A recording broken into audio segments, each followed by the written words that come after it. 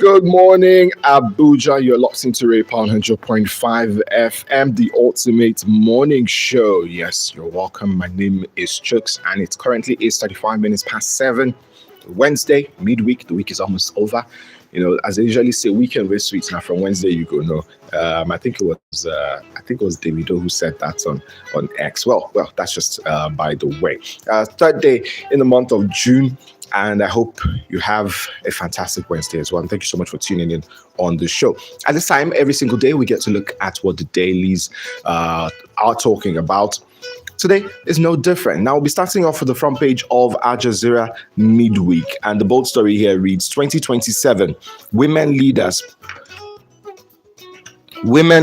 push for female candidates, say empowering women politically remained critical to achieving sustainable development. Others. That is on page 9.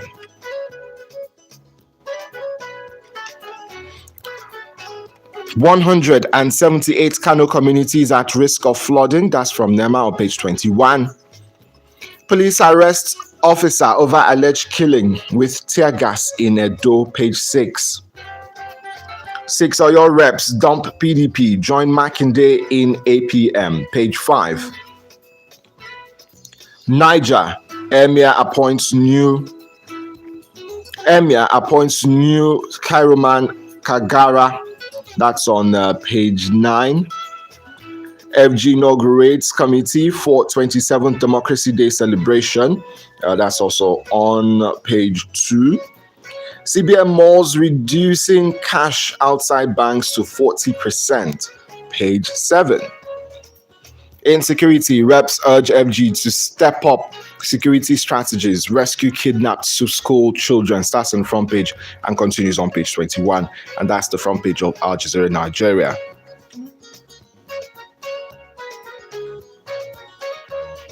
Now to the Observer Times. "End terrorism in 90 days or resign," Adeboye tells service chiefs. Cleric urges FG to target sponsors and promoters of terrorism. Insists security heads must be held accountable for measurable results. Page 1. We're going to look at that one critically because there are different opinions on that story, this headline that the Observer Times is leading with, or there are different opinions about that. Nigeria's assets under management now 10 trillion naira, says SEC. Page 3. Courts to deliver judgment on our church attack suspects today. Page 4. ADC backs military over insecurity in Oyo, pleads for swift end to abduction ordeal. Page 5. Cholera outbreak claims 37 lives as cases surge past 3,000 in Borno. Page 6. Reps seek rescue of abducted Oyo School teachers' pupils. Page 7. Chinda quits as minority leader after joining APC. Page 8. Above the nameplate of the Observer Times, we have INEC SSS probe Wike's aid over alleged voter database breach. Starts on the front page, continues on page 2 of the Observer Times. To the Whistler. Cost of living crisis deepens. Households need 334% of minimum wage for one healthy meal daily. That's an investigation there. Let me take that again. Cost of living crisis deepens. Households need 334% of minimum wage for one healthy meal daily. One healthy meal consumes 2/3 of monthly minimum wage. Ekiti workers spend 90% of earnings on healthy diets. Southeast workers spend 81% of income on food costs. That's all captured on page 7 of the Whistler. And then there is an image of the daily maths of survival in Nigeria, different figures there. You look at the rent, the feeding, that's just absolutely a whole lot. And minimum wage is 70,000 naira. Really sad one there. 178 communities at risk of flooding in Kano, NEMA, page 17. NEC probes unauthorized release of Emeka Ike's data, page 13. Cholera outbreak claims over 40 lives in Borno, page 3. Akpabio promises intervention for defeated senators, adds primaries, page 18. US approves 20 African visa processing centers, excludes Abuja, page 8. FG NAS absent as court hears Bielsa resource control suits. That story is on page 18. Lagos, Enugu teachers demand release of kidnapped Oyo school pupils. Troops rescue 23 kidnapped victims in Kogi. Page 3 of the Whistler there. Moving away from the Whistler to the blueprint. Rivers APC governor candidate Chenda resigns as PDP minority leader. 13 other reps defect amidst party's internal crisis. Akpabio pacifies senators aggrieved by primaries outcome. Starts on the front page, continues on page 8. FG heightens Ebola emergency response systems, strengthens border control. Reps urge better funding of NCDC. Starts on the front page, continues on page 8. Oyo school abductions, a time of national distress, not politics. That's coming from Seyi Makinde, the governor of Oyo State. NLC, NUT, NANS, stage protests in Ibadan, Abuja, others, pages 10 and 18. Global economy faces new test as trade, food, finance shocks spread. Page 21. Niger Assembly approves 20.4 billion naira loan facility for Bago. That is on page 18. Nigeria can leverage pension, sovereign wealth funds for growth. AFDB there on page 21. Jimoh Ibrahim presents Africa's position on small arms proliferation at UN. Page 14. CBN braces for liquidity surge in June as 10.9 trillion naira inflows hit banking system. That is on page 26. INEC probes leak of voter data, traces user accounts on page 14. A bit of sports here. Friendlies, Poland will fall. And that's coming from the Super Eagles coach on page 32. 15 Chinese, 9 Nigerians are arraigned over illegal lithium mining in Nasarawa. Page 14. Now to the Daily Newscraft. Anger in the land. Teachers protest kidnapping, worsening insecurity nationwide. Step up security strategies. NAS urges Tinubu. Parents rejects government's rice money. Demand children's release. Page 2. FG scraps 3-month terminal leave for civil servants. Page 3. I wonder what the civil servants feel about that. Insecurity. Can declares 3-day mourning from June 12. Page 3. FG loses $375 million on empty container sales to foreigners. Page 8. Eating well has become daily struggle for many Nigerians. NBS report on page 9. Akpabio to senators, rise above politics, stand united against insecurity. Page 10. By election, INEC harps on issue-based campaigns. Page 10. Fubara assures teachers of security of schools in Rivers State. Page 11. Above the nameplate of the Daily Newscraft, we have U.S. to cut visa processing missions, retain 20 in Africa. Page 2. Now, the Daily Sun is up next. We have school children's abductions, protests spread in Abuja, Lagos, Oyo, Ogun, Rivers, NLC, NUT, CSOs. Youths demand urgent action. Akpabio seeks unity of purpose to defeat banditry. Politicians benefiting from insecurity. Ex-Chief of Army Staff Buratai there, pages 6 and 26, comprehensively covers that. UN, Jimoh Ibrahim appointed chair of 5th Committee of General Assembly, page 25. INEC has questions to answer over CVR database leak. That's coming from Atiku Abubakar on page 27. ADC crisis. Aregbesola asks new judge to withdraw from Gombe suit, page 27. Nigeria's economy fractured by 66 years of blind policy, not only corruption. That's coming from Oji Kalu on page 27. Nnamdi Kanu, U.S. Congress directs Secretary of State to engage Nigerian government. Starts on the front page, continues on page 6. Give NSA, CDS, others 3 months to end terrorism, banditry, or resign. Adeboye tells Tinubu. Khan declares June 14 Black Sunday. That is a page 26 read of the Daily Sun as well. And now to this, Nigeria. End terrorism in 90 days or quit. Adeboye tells security chiefs. RCCG General Overseer. Go after terrorist sponsors regardless of status. And NUT storms streets nationwide over school abductions, page 4. Rep Speaker announces defection of ex-minority leader Chinda, others, page 16. School abductions, time for collective action, not politics, starts on the front page and continues on page 4. 37 dead, 3,000 infected as cholera spreads in Borno, page 5. And our final paper is the Daily Global. Tinubu's 3 years, Wike showcases Abuja's transformation as signature achievements. That's the leading story from the Daily Global. EFCC deepens Mambila probe as fifth witness testifies in Agunloye's $6 billion trial. We also have court remands 5 police officers over Delta musician's death. EFCC declares foreigner 2 others wanted over fraud. And we have FG scraps 3-month terminal leave for civil servants. That's it for the Daily Global. We'll go on a short break and return with the business angle this morning. Do stay with us. This is the newspaper review. This is the newspaper review.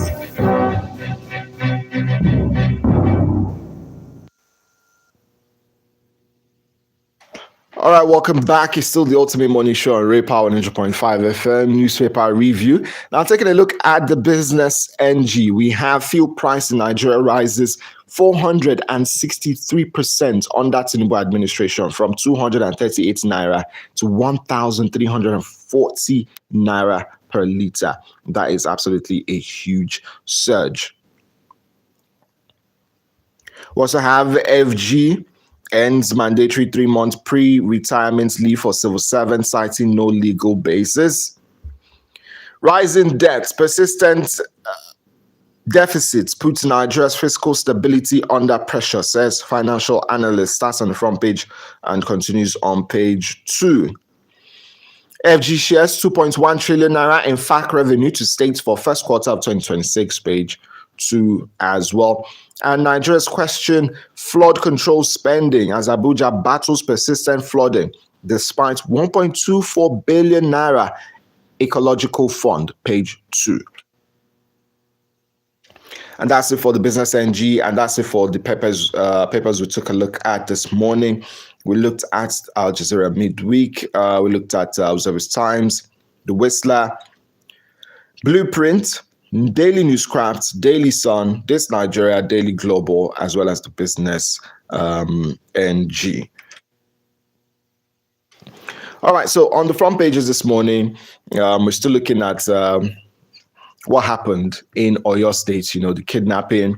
Front pages, going further to tell us about the protests that did go on in different parts of the country, Lagos, Abuja, Port Harcourt, Oyo, different parts of the country, observing that NUT going ahead with that protest.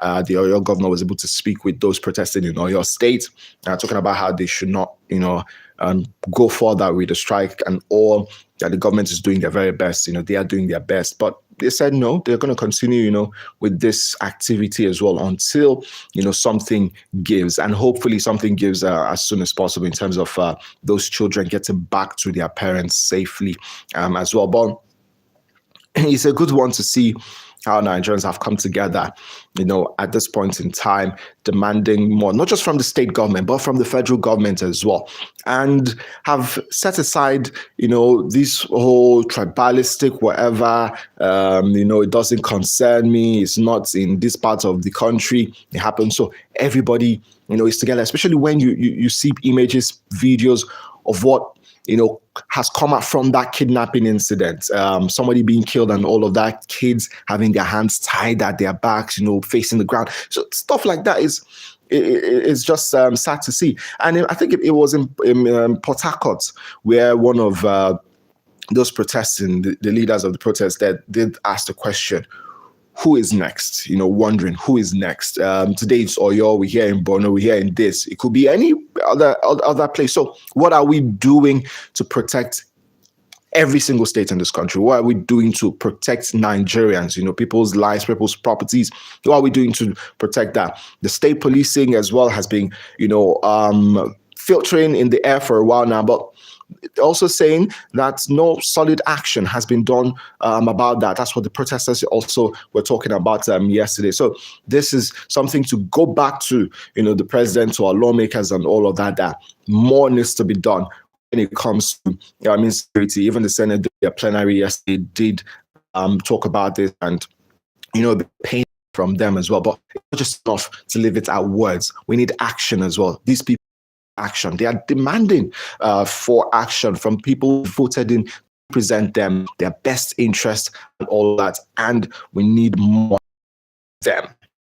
Well, still on this kidnapping, going to Observer's Times, terrorism in 90 days or resign, Adeboye tells service chiefs. And it's been a long, conversation. Should Nigerian religious leaders have a say in this issue that's happening in the country? Because some of them have been silent, but there's some who have been very vocal about it. It's not going to start name dropping and all, but there's some, if you've been on the internet space and all, you'd see that there's some who have been very vocal about the issues we're facing in terms of poverty, insecurity as well for a while back. And there was pressure on him, to say something about it. And I think in the video, he did talk about how there was so much pressure on him to make comments about it. But I think it's important that, especially for somebody who's leading, a lot of people, they should be able to, speak for their own people, especially if you have, thousands of Nigerians in your care spiritually, and all of that. These things also concern them. So I'm happy that we have these religious leaders as well, speaking up about these things, telling the government that we need action.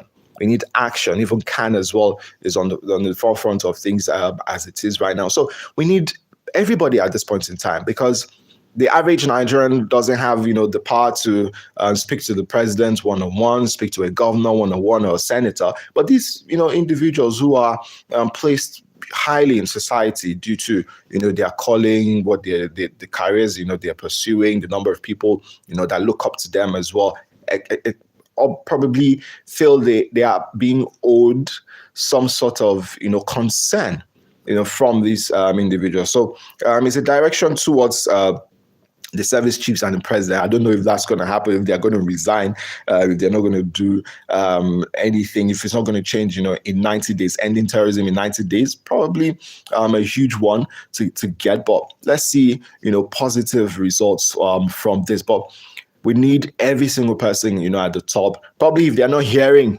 Nigerians, the average Nigerian out there, probably they will hear, those Nigerians put, high up, who Nigerians look up to as well, in terms of when it comes to insecurity and everything, happening in the country.